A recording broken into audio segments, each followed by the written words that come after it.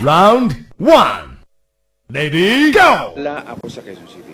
Yes, sir. Okay? Now, Nasa Cavite ako. yes, sir. Now, Paano ako napapunta doon? sir, Now that you know, it's not my vehicle. yes, sir.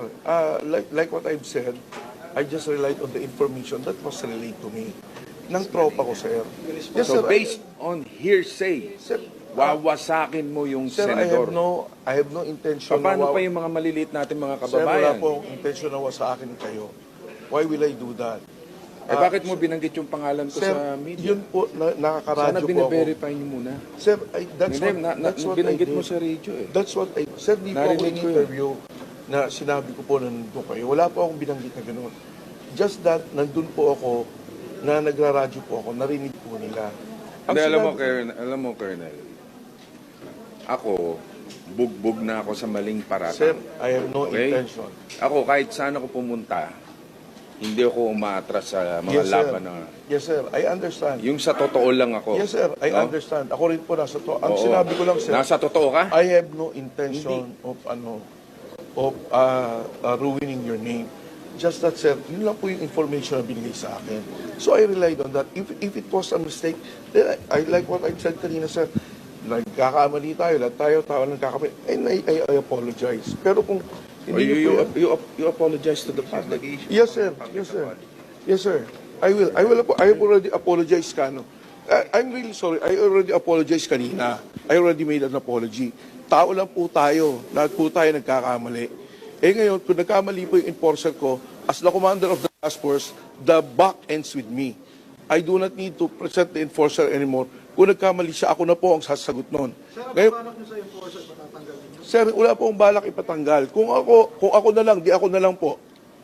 But the buck ends with me. The responsibility ends with me. Yun po ang ang ng commander eh. I need to make decisions. I need to make decisions. It is not to ruin the senator. Alam ko po yung pangalan ni senator. We have common friends. Wala po akong intention na sirain. Kaya kung nagkamali ako na lang po. Ako na lang. That's part of my responsibility. Senator, That's my... ang decision po ng management, we discussed it kanina. We will suspend Colonel Libriha pending investigation po kung ano talaga yung nangyari at punot dulo. Una-una, itapes na may mga violations po kasi bakit naglilik yung pangalan ng mga nahuhuli, which is hindi naman po dapat. And second, kahit naman po sino na nag-name drop, hindi naman po dapat pinalilibre. Yun po yung Exactly. policy namin. Dapat hulihin kung Yes, sino sir. man yung di ba? Yes, sir. Tikitan nyo. Yes, sir. Kasi ang dami po talagang nag-name drop. And ang instructions ko naman po, kahit na nag-name drop, ay hindi po talaga dapat payagan. It's just that, yun nga po ang sinasabi ko kanina kay Colonel Nebriha, na bakit lumalabas yung mga pangalan, lalong-lalo na yan kung mali pala. Kawawa naman yung mga napapangalanan na mali.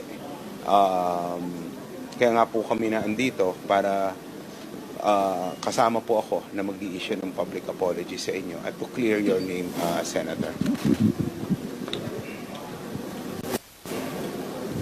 Senator Revilla, may message na kay Mr. Revilla, sir.